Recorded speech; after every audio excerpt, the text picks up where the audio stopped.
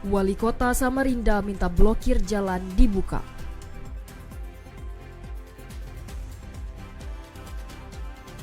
Izin operasi 12 sub penyalur BBM dibekukan sementara.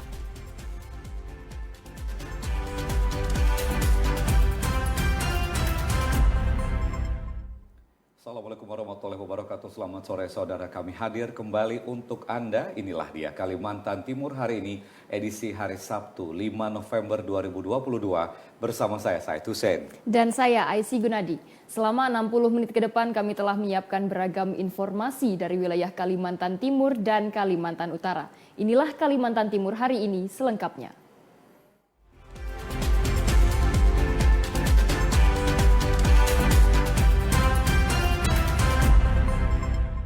Informasi kita mulai dari kota Samarinda, saudara. Akibat penutupan jalan gotong royong Kecamatan Palaran, Samarinda oleh warga berpotensi meningkatkan inflasi.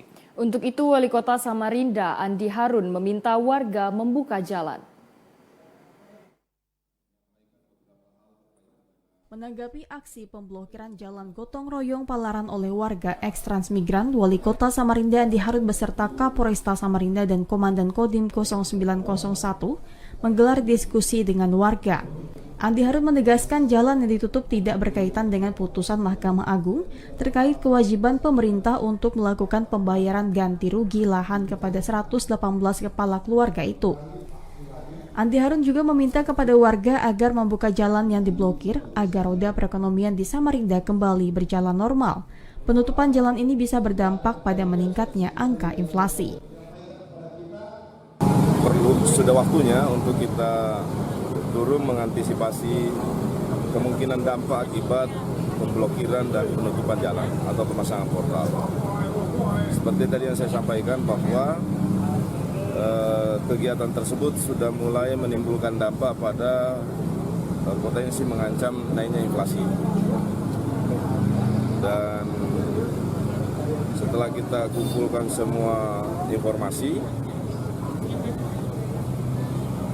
penyebab mereka melakukan pemblokiran pemortalan jalan, ternyata dari hasilnya adalah mereka menuntut warga masyarakat, warga trans menuntut atau aliarisnya menuntut pelaksanaan putusan Mahkamah Agung. Kami awalnya menduga bahwa ini juga jalan ini menjadi bagian dari tanah yang merupakan bagian dari tuntutan itu. Kami kumpulkan dokumen, ternyata tidak ada hubungan antara jalan ini dengan apa yang ada dalam putusan Mahkamah Agung tersebut. Koordinator aksi pemblokiran jalan Selamat Subekan mengaku lelah atas berbagai upaya yang telah dilakukan agar pemerintah memberikan lahan seluas 1,5 hektar untuk warga eks-transmigran. Menanggapi permintaan Wali Kota Samarinda, Andi Harun, warga bersedia membuka kembali pemblokiran jalan agar mendapat perhatian dari pemerintah Provinsi Kaltim karena telah mengikuti aturan.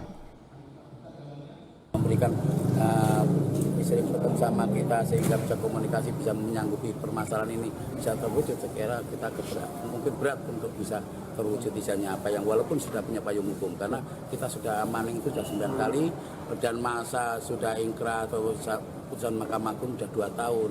Jadi sudah artinya sudah lelah sekali kami ini upaya-upaya sampai kita mengirimi permohonan untuk dibantu oleh Departemen Menko Polhukam pun belum bisa tembus sampai sekarang sama Gubernur Kalimantan Timur. Tadi Bapak Wali kan siap bantu tuh Pak ya, terus minta supaya jalan dibuka. Warga gimana nih Pak? Jadi supaya jalan dibuka kembali. Nah ya, istilahnya memang mulai kemarin ke awal demo itu sudah kita sadari bahwa itu ada pelanggaran di dalam tindakan kami. Tapi hal itu memang kita laksanakan tujuannya memang supaya ada perhatian lah. Andi Harun menambahkan akan menyampaikan keluhan warga eks-transmigran kepada Gubernur Provinsi Kalimantan Timur Isran Nur. Diki Zulkarnain dari Samarinda melaporkan. Sebanyak 12 sub penyalur bahan bakar minyak di wilayah Kabupaten Bulungan dibekukan sementara. Akibatnya sejumlah konsumen, khususnya yang ada di wilayah pedesaan, sulit mendapatkan BBM. 12 sub penyalur bahan bakar minyak di wilayah Bulungan dibekukan izin operasinya untuk sementara waktu karena akan dilakukan evaluasi oleh Badan Pengatur Hilir Minyak dan Gas Bumi BPH Migas. Kepala Bidang Perdagangan Disperindakop dan UMKM Bulungan Murtina mengatakan untuk wilayah Bulungan total ada 15 sub penyalur, namun saat ini hanya 3 yang masih beroperasi. Sementara izin operasi 12 sub penyalur lainnya masih dibekukan karena menunggu hasil evaluasi dari Badan Pengatur Hilir Minyak dan Gas Bumi BPH Migas. Murtina menjelaskan izin operasi wajib diperpanjang setiap 3 tahun sekali. Sementara untuk produk BBM yang diperjualbelikan oleh sub penyalur yakni Pertalite dan Solar. Murtina menambahkan untuk perpanjangan izin operasi pihaknya telah bersurat ke BPH Migas namun sampai saat ini belum ada konfirmasi lebih lanjut.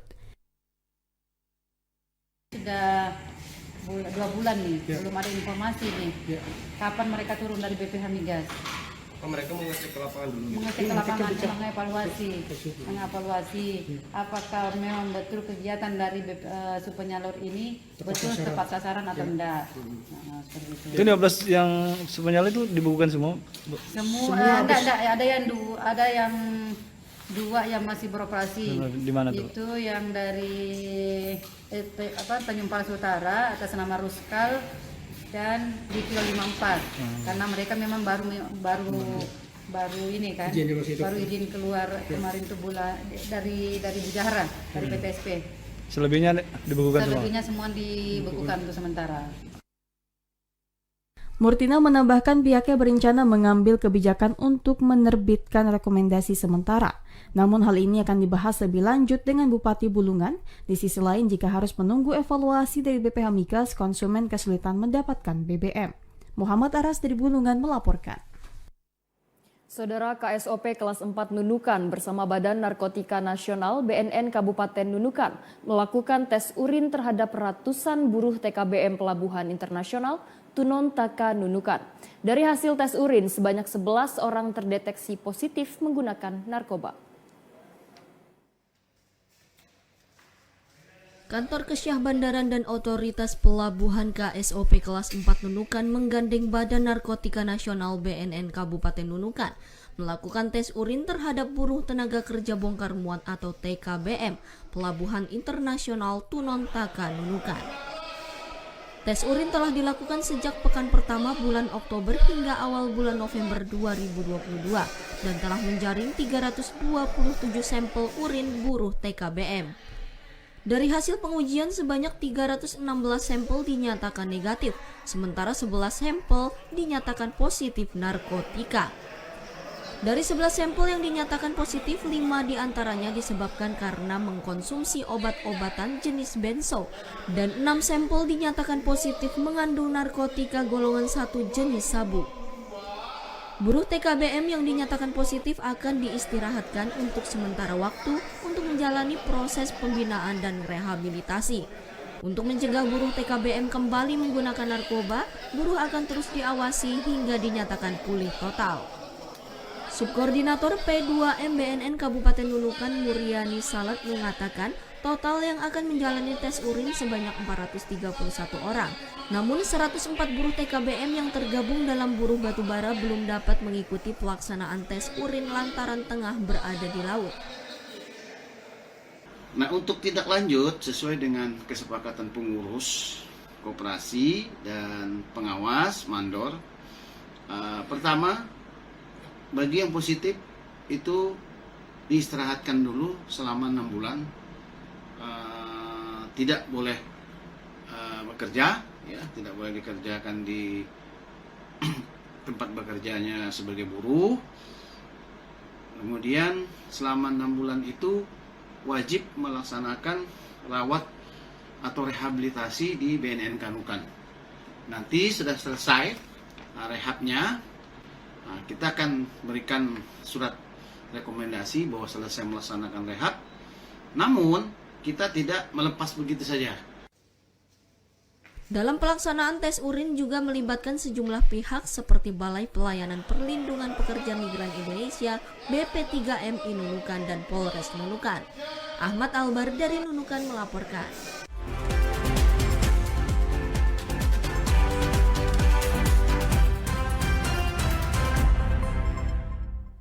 Pemberlakuan pembebasan pokok denda pajak kendaraan bermotor PKB dan bea balik nama kendaraan bermotor BBNKB sesuai dengan keputusan Gubernur Kaltara terus dilakukan Bapenda Samsat Kota Tarakan. Hingga kini sudah 83% target yang masuk dan dipastikan berpengaruh pada peningkatan pendapatan asli daerah atau PAD.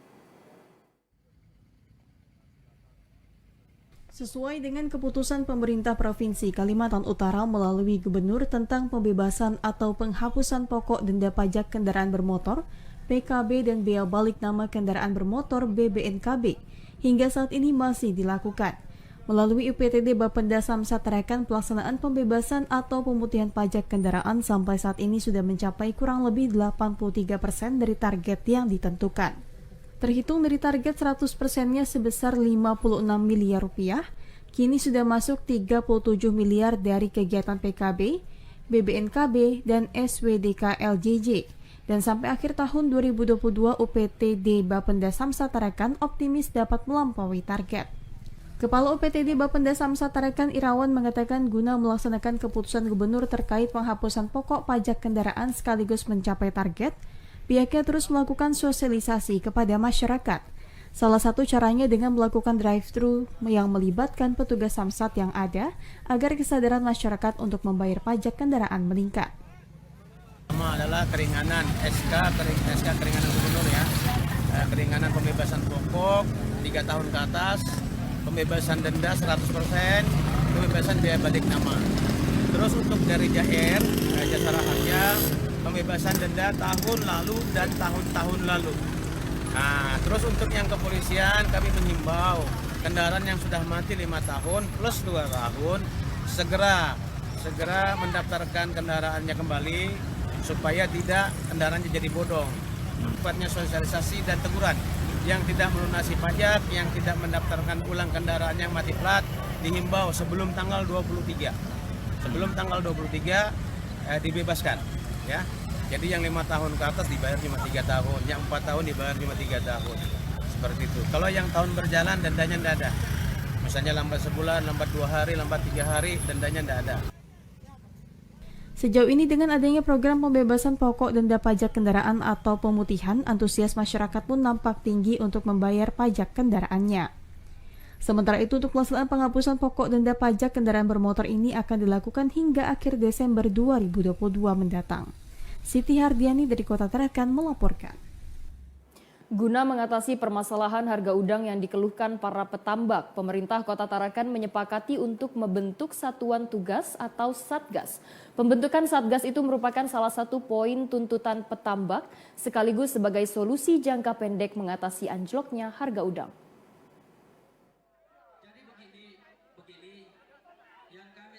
Setelah sempat hadir dan menemui masa pengunjuk rasa beberapa waktu lalu yang menuntut pemerintah daerah mengambil tindakan atas anjloknya harga udang, Wali Kota Tarakan Hairul menyepakati salah satu tuntutan massa.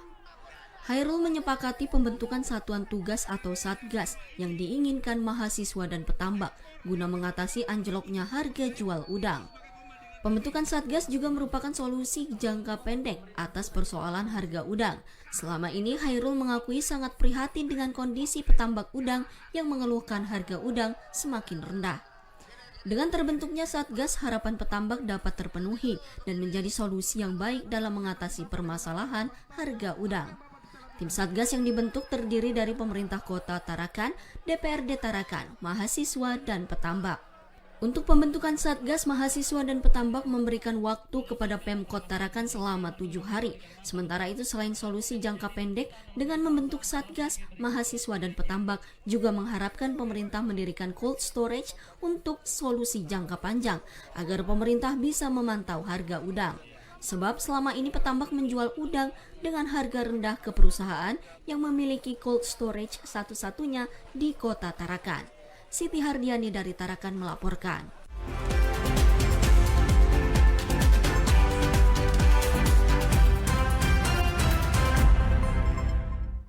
Dan selanjutnya kami ajak Anda untuk mengikuti informasi seputar persiapan pemilihan umum 2024. Selengkapnya dalam segmen Cerdas Memilih.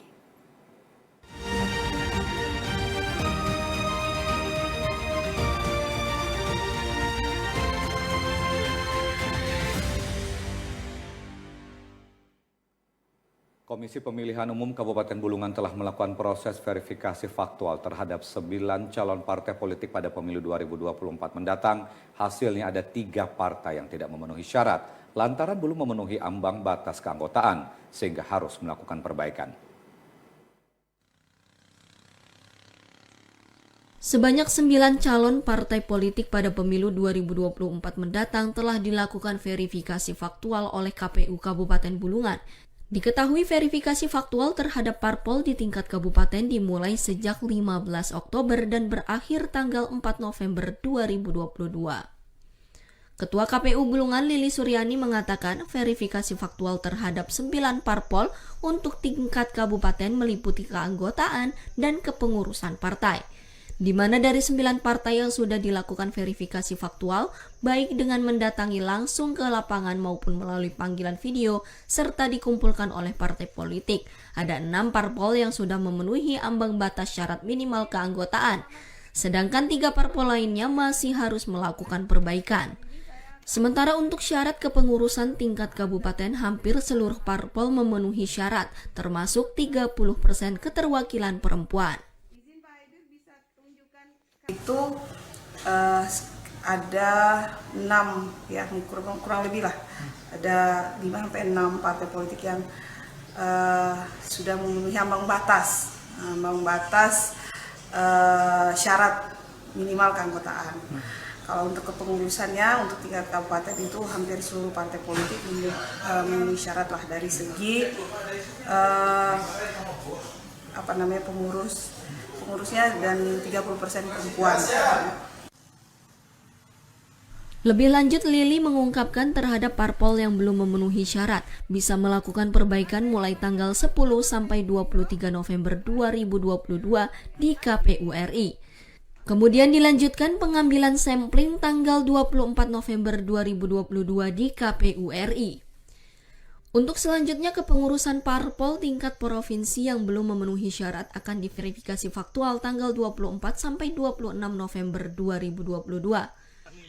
Sedangkan di tingkat kabupaten, verifikasi faktual kepengurusan dan keanggotaan parpol yang belum memenuhi syarat dilakukan tanggal 24 November sampai 7 Desember 2022. Adapun pengumuman partai politik yang dinyatakan lolos dan berhak mengikuti pemilu 2024 akan diputuskan oleh KPU RI pada 14 Desember 2022. Muhammad Aras dari Bulungan melaporkan.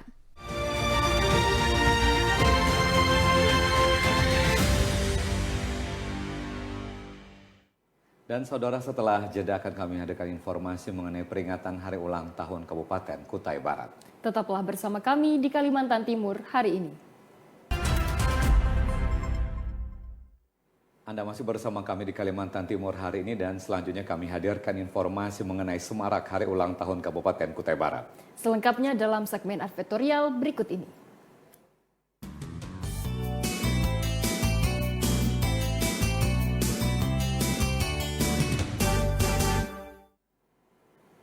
Saudara, 5 November diperingati sebagai Hari Jadi Kabupaten Kutai Barat yang genap berusia 23 tahun pada tahun 2022. Berbagai proses telah dilalui khususnya dalam pembangunan infrastruktur, pendidikan, budaya, sumber daya manusia, dan ekonomi.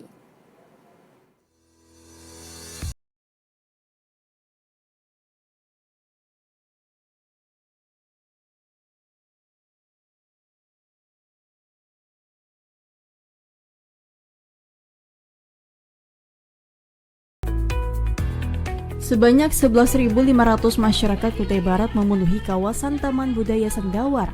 Dari pelajar hingga orang dewasa datang dengan mengenakan seraung saat menghadiri peringatan Hari Jadi ke-23 tahun Kabupaten Kutai Barat.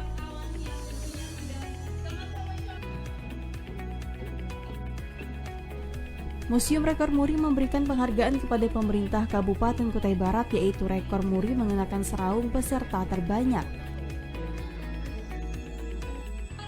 Dari peserta di lapangan hingga masyarakat yang hadir di kawasan itu tidak luput dari penilaian tim Museum Muri Rekor Dunia.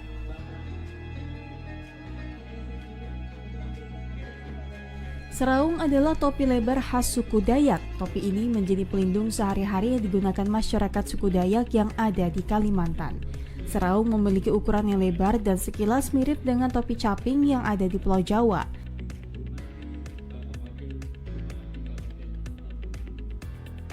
Seraung merupakan topi khas suku Dayak yang banyak ditemui di kawasan Kalimantan.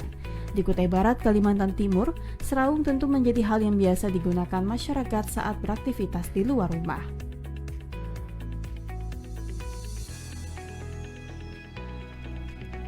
Bupati Kutai Barat Efek Siapan mengaku yakin saat akan diadakan rekor muri mengenakan seraung. Menurutnya, seraung merupakan barang wajib bagi masyarakat Kutai Barat dan semua masyarakat memilikinya. Bahkan masyarakat sangat antusias untuk memeriahkan acara ini. Saya sangat yakin sekali. Waktu pertama kami menentukan bahwa muri ini pakai seraung, saya yakin karena seraung ini identik dengan orang-orang Kutai Barat. Ya, walaupun tidak ada muri, walaupun tidak apa, identik ini. Hampir setiap kampung kita lihat mereka membuat seraung, dan ini seraung ini gunanya adalah untuk dia bekerja, melindungi diri dia dari panas, melindungi diri dia dari hujan, dan juga seraung ini kalau kita lihat ini budaya nenek moyang kita yang tidak bisa kita pisahkan. Maka oleh sebab itu kami memilih ketua panitia dengan pariwisata memilih rekor muri seraung.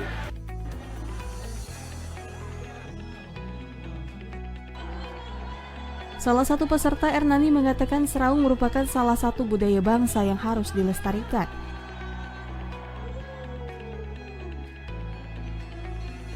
Masyarakat Kutai Barat biasa menggunakan seraung untuk melindungi kepala dari terik matahari dan hujan. Selain itu, seraung biasa digunakan saat beraktivitas di ladang. Luar biasa, semoga ini tetap dilestarikan.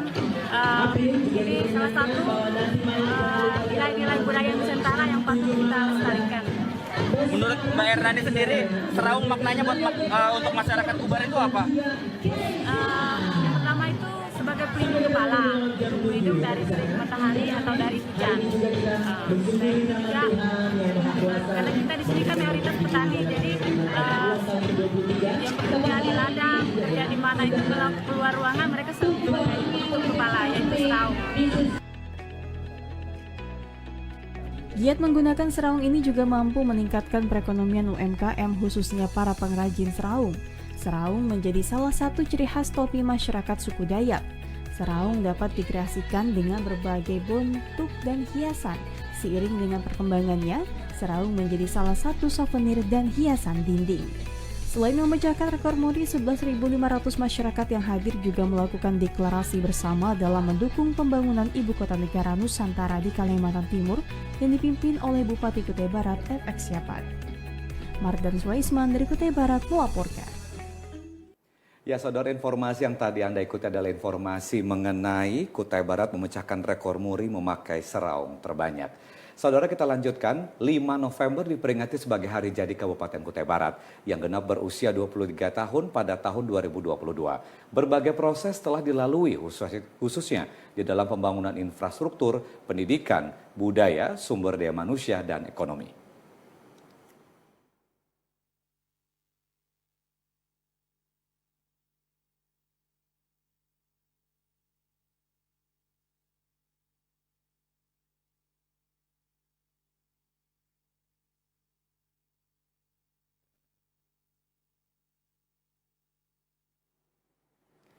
Kami mohon maaf saudara untuk kesalahan visual yang kami tampilkan, dan kita akan lanjutkan informasi berikutnya. Universitas Mula Warman menggelar acara silaturahmi dan pisah sambut rektor. Rektor Ulmul periode 2022-2026 yang baru saja dilantik, Abdul Nur, secara resmi menggantikan Mas Jaya yang telah mengabdi sebagai rektor Unmul selama 2 periode.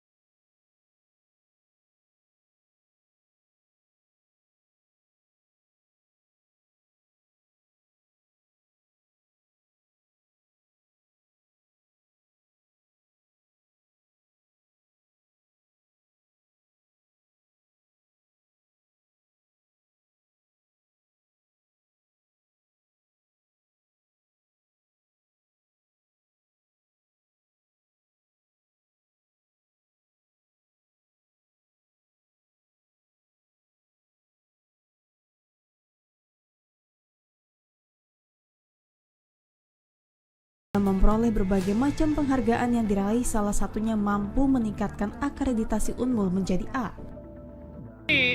Unmul kan ini lembaga besar perguruan tinggi yang diharapkan nanti menjadi world class university, sehingga banyak tantangannya. Salah satu tantangan yang kemarin kita harus mengejar akreditasi. Alhamdulillah selama saya 2014 sampai 2022 itu tercapai semua.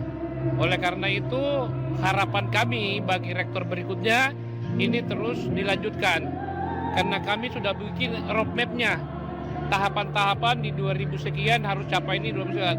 Nah, kalau itu diikuti, maka dengan sendirinya insya Allah akan terwujud di 2036.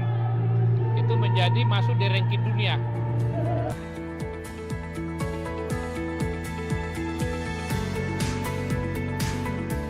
Sebagai rektor baru, Abdul Nur menyampaikan apresiasinya terhadap kinerja, prestasi, dan kepemimpinan yang dilakukan Mas Jaya sebagai rektor sebelumnya. Selanjutnya, sebagai pemegang tongkat estafet kepemimpinan baru di Universitas Mula Warman, ia akan berupaya melanjutkan program yang diamanahkan dan memaksimalkan terhadap seluruh program yang belum optimal. Sebagai rektor tentu adalah bukan sebuah capaian, tapi adalah sebuah bagaimana melaksanakan amanah dan tanggung jawab itu untuk membawa Universitas Mula Warman ke depan jauh lebih maju, jauh lebih hebat. Semuanya hanya bisa kita lakukan dan bisa kita wujudkan kalau kita melangkah bersama, doing and working together. Untuk menuju Unmul hebat, mendukung Kaltim berdaulat, tentu IKN, Ibu Kota Negara Nusantara akan kuat. Itu pertama 100 hari kerja mengevaluasi kendala dan permasalahan yang ada, yang harus kita selesaikan, solving problemnya. Kedua, hal yang sudah optimal kita maksimalkan, capaian yang sudah baik tentu kita akan terus tingkatkan.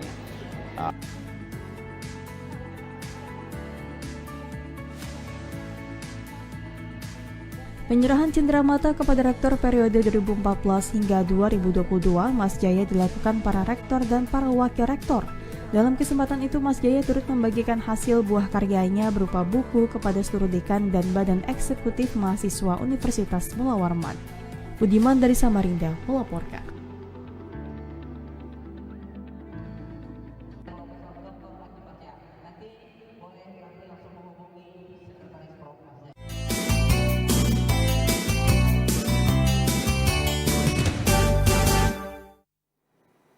Pemerintah Kabupaten Nunukan memberikan 100.000 bibit cabai untuk sejumlah masyarakat di perbatasan di Kabupaten Nunukan. Langkah itu merupakan upaya pemerintah Nunukan dalam menekan laju inflasi yang tengah berkembang saat ini.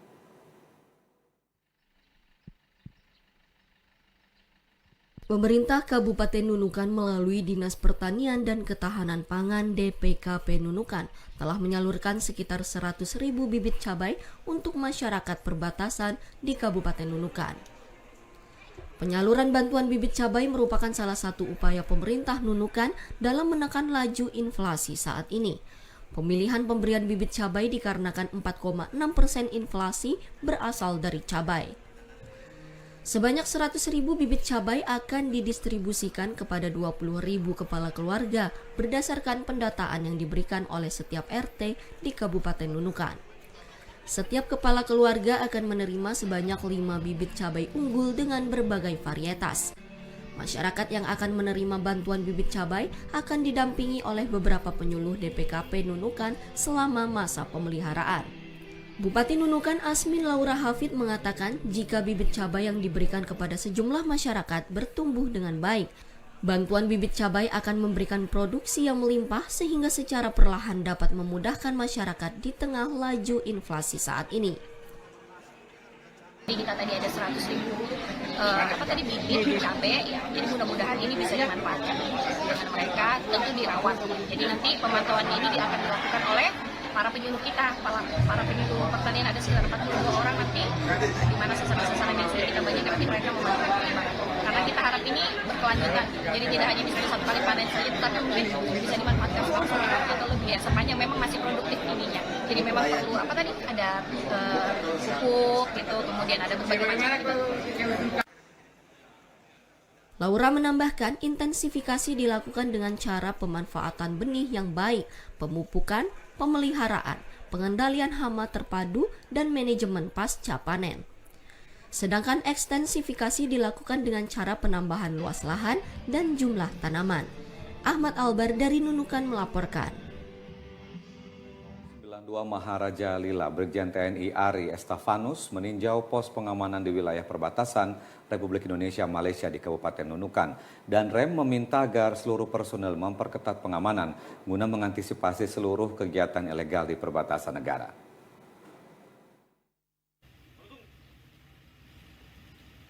Dan Rem 092 Maharaja Lila Brigjen TNI Ari Estefanus meninjau pos 12 pengamanan di wilayah perbatasan Republik Indonesia Malaysia di Kabupaten Nunukan, Kalimantan Utara. Dalam kunjungannya ke perbatasan, Brigjen TNI Ari Estefanus meninjau rumah dua negara serta mengunjungi pos lintas batas negara atau PLBN, dan selanjutnya berkunjung ke pos Dalduk Satgas Pamtas Yonif 632 Manuntung di Desa Aji Kuning. Pihaknya meminta prajurit untuk memperketat pengawasan terhadap aktivitas ilegal di wilayah perbatasan dan menjalankan tugas dengan harmonis. Ari Estefanus juga mengingatkan agar prajurit TNI tidak terlibat dalam penyelundupan barang-barang ilegal seperti narkoba dan barang terlarang lainnya. Selain itu, prajurit wajib mengamalkan tugas pokok TNI untuk menjaga keutuhan wilayah negara kesatuan Republik Indonesia dari segala potensi ancaman yang dapat memecah belah keutuhan bangsa. Karena penugasan di daerah perbatasan ini sangat berat, ya, sangat berat karena kita menghadapi berbagai ancaman yang mungkin timbul di wilayah perbatasan, termasuk masalah ilegal, baik narkoba, ilegal logging, perdagangan barang-barang yang tidak boleh seperti mobil-mobil dari luar yang masuk ke dalam, itu semua kita cegah di wilayah perbatasan ini. Selain mengunjungi 12 pos pengamanan di perbatasan, Brigjen TNI Ari Estefanus juga bertandang ke Markas Komando Taktis Batalion Infanteri 621 Manuntung dan Markas Komando Distrik Militer 0911 Nunukan. Ahmad Albar dari Nunukan melaporkan. Tim pengawasan dan evaluasi Mabes TNI Angkatan Darat melaksanakan pengecekan pengerjaan pembangunan di Kecamatan Palaran yang menjadi sasaran fisik maupun non-fisik pada kegiatan TNI Manunggal membangun desa ke-115. Pelaksanaan TNI Manunggal membangun desa TMMD ke-115 di bawah Komando Kodim 0901 Samarinda di Kecamatan Palaran ditinjau tim pengawasan dan evaluasi Wasef dari Mabes TNI Angkatan Darat yang dipimpin oleh Brigjen TNI Yuswandi selaku Direktur Teritorial Pusat Teritorial Angkatan Darat atau Dirterpusterat. Dengan mengendarai motor trail, Brigjen TNI Yuswandi melaksanakan pengecekan pengerjaan di sejumlah sasaran fisik, mulai dari posko kendali Satgas TMMD, pengerjaan peningkatan jalan penghubung antar dua kelurahan Rawa Makmur dan Handil Bakti sepanjang 1.520 meter, pembangunan talut sepanjang 2.215 meter, pengerjaan plat deker atau jembatan, renovasi musola, pembangunan pos kamling, dan mengunjungi tempat tinggal anggota Satgas yang ditempatkan di rumah warga, serta kegiatan non-fisik berupa sosialisasi terhadap pelajar di SMP Negeri 31. Nah, ini memang dibutuhkan kerjasama dari TNI, Polri, masyarakat yang mendukung, termasuk stakeholder yang di sini, agar pelaksanaan TMMD ini yang diharapkan oleh masyarakat luas ini sebagai akses jalan itu, karena akan mempercepat proses peningkatan kesejahteraan penduduk, membantu masyarakat mengatasi kesulitan yang selama ini akses jalannya tertutup, bisa tertutup atau ada tapi lama, sehingga dengan proses ini cepat selesai, nanti diharapkan masyarakat itu akan mudah, ya, terutama dalam transportasi antara dari satu titik ke tempat lain. Dengan demikian akan membantu perekonomian juga dan ujungnya kesehatan masyarakat. Kegiatan Wasef ini bertujuan untuk memberikan gambaran hasil kegiatan TMMD dan sebagai pertanggungjawaban tim Wasef Kemhan dalam melaksanakan tugas pengawasan dan evaluasi pada kegiatan TMMD ke-115 Kodim 0901 Samarinda di wilayah Kecamatan Palaran. Budiman dari Samarinda melaporkan.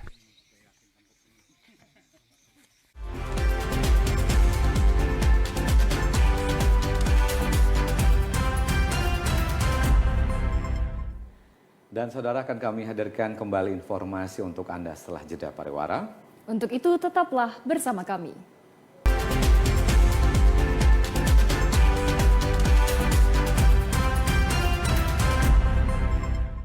Terima kasih Anda masih bersama dengan kami dan selanjutnya kita akan ikuti informasi dari Provinsi Kalimantan Barat dan sejumlah daerah lainnya. Selengkapnya dalam segmen Lintas Borneo.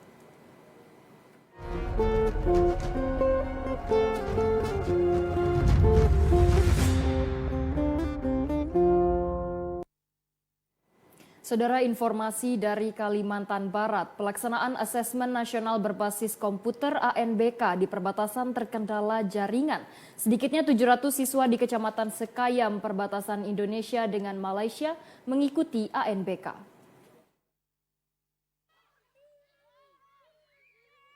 ANBK adalah asesmen nasional berbasis komputer yang diselenggarakan Kemendikbudristek untuk menilai mutu setiap sekolah. Mutunya dinilai dari belajar murid, kualitas proses mengajar, dan iklim satuan pendidikan.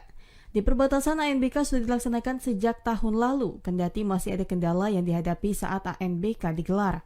Korwil Dikbud Kecamatan Sekayam Maria Ningsih mengakui kendala jaringan menjadi masalah utama di perbatasan, di mana murid tidak bisa login memasukkan data saat pelaksanaan ANBK. Selain jaringan sekolah, penyelenggara ANBK masih kekurangan sarana penunjang seperti laptop. Sekolah yang tidak memiliki sarana laptop bisa menumpang di sekolah yang memiliki sarana pendukung, baik di SMP maupun SMA yang ada di perbatasan. Pelaksanaan ANBK di perbatasan 1 pekan disesuaikan dengan jadwal yang sudah ditetapkan panitia ANBK. Pelaksanaan kegiatan ANBK di perbatasan ini aman, walaupun ada kendala sedikit-sedikit itu tentang jaringan. Sinyal bisa hilang, jaringan bisa hilang. Masih ada beberapa sekolah yang memang belum punya sarana, jadi mereka statusnya mandiri menumpang.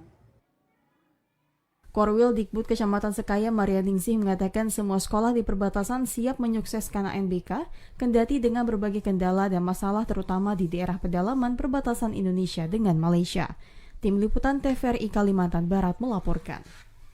Pengembangan wisata maritim dengan moda transportasi ramah lingkungan di Kuburaya mendapatkan apresiasi berbagai pihak. Dinas Perhubungan Kuburaya merespon positif moda transportasi tersebut dengan segera melakukan kajian dan uji coba, khususnya transportasi angkutan sungai masyarakat.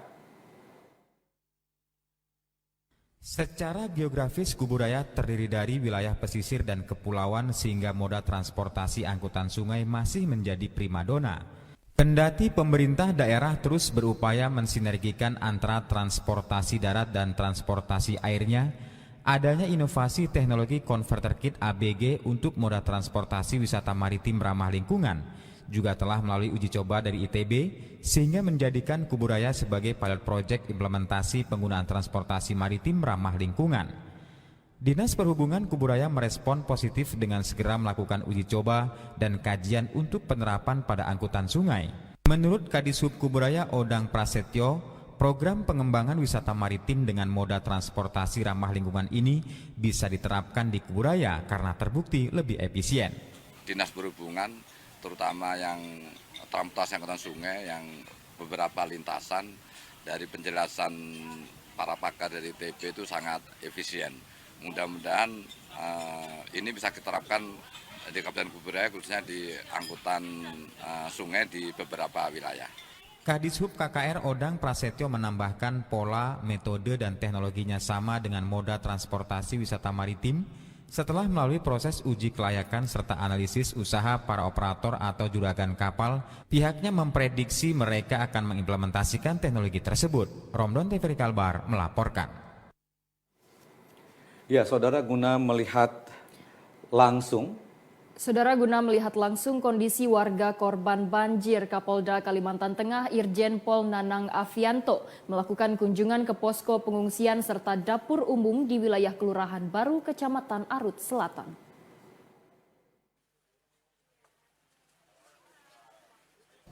Dalam kunjungan kerjanya ke Kabupaten Kota Waringin Barat belum lama ini, Kapolda Kalimantan Tengah Irjen Pol Nanang Afianto didampingi Kapolres Kota Waringin Barat, AKBP Bayu Wicaksono meninjau kondisi banjir tepatnya di Kelurahan Baru, Kecamatan Arut Selatan.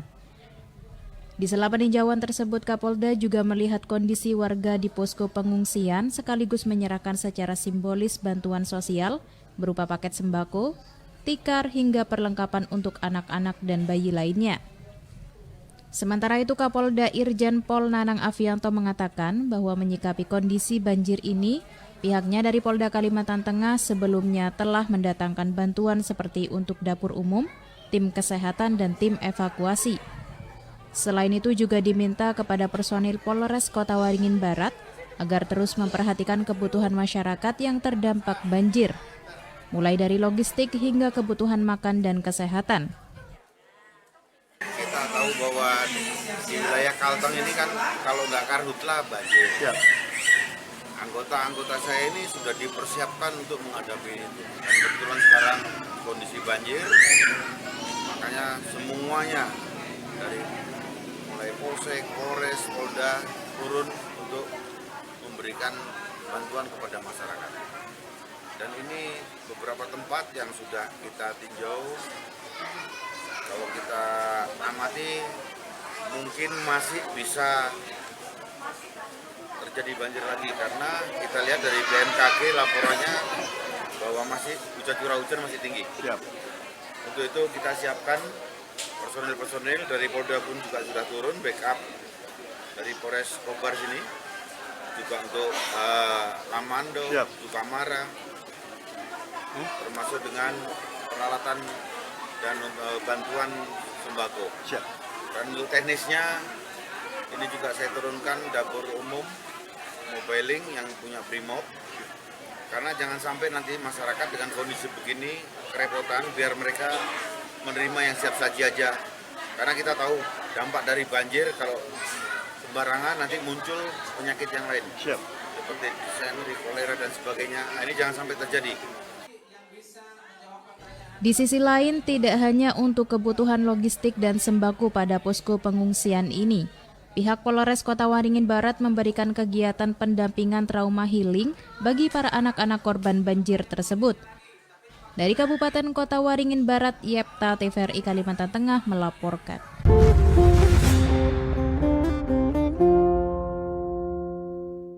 Dan saudara, selanjutnya kita akan ikuti informasi perakiraan cuaca yang akan berlaku esok, Minggu 6 November 2022. Informasi ini berlaku untuk wilayah Kalimantan Timur dan Kalimantan Utara. Selengkapnya dalam segmen info publik berikut ini.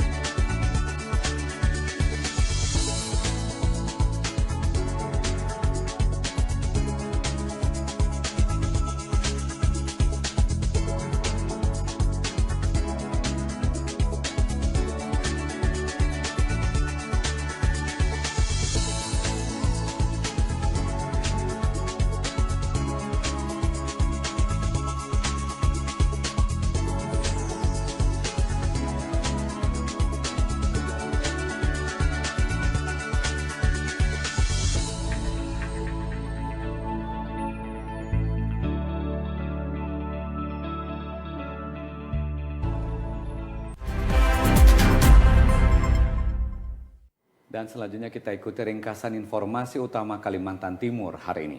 Di antaranya berita mengenai Wali Kota Samarinda minta blokir jalan dibuka.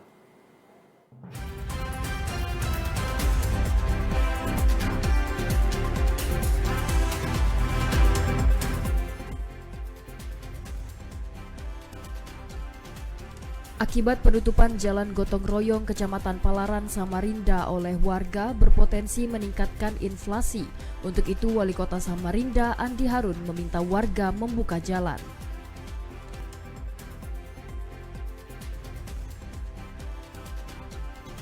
Sebanyak 12 sub penyalur bahan bakar minyak di wilayah Kabupaten Bulungan dibekukan sementara. Akibatnya sejumlah konsumen khususnya yang ada di wilayah pedesaan sulit mendapatkan BBM.